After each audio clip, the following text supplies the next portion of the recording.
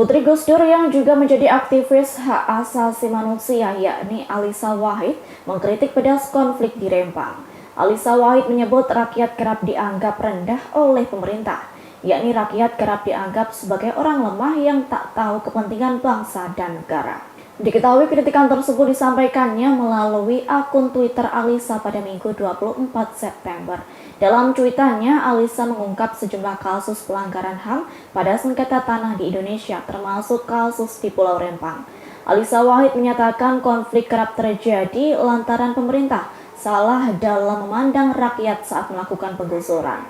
Terlebih pemerintah kerap melakukan intimidasi untuk menyelesaikan konflik sengketa tanah tersebut. Lantaran hal itu, Alisa tak yakin kemarahan rakyat dipicu adanya propaganda asing. Justru alasan konflik tersebut muncul dari pemerintah yang kerap memandang rendah rakyatnya. Lantas, Alisa Wahid mewajarkan tindakan yang dilakukan warga Rempang ketika daerahnya digusur. Lanjut, Alisa menyatakan kasus serupa akan kembali terjadi selama pemerintah memandang rendah rakyat.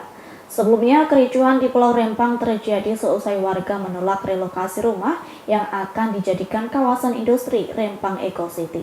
Lantaran hal tersebut, ribuan warga menggeruduk Badan Pengusahaan Batam hingga menimbulkan kericuhan dengan aparat pada Senin 11 September.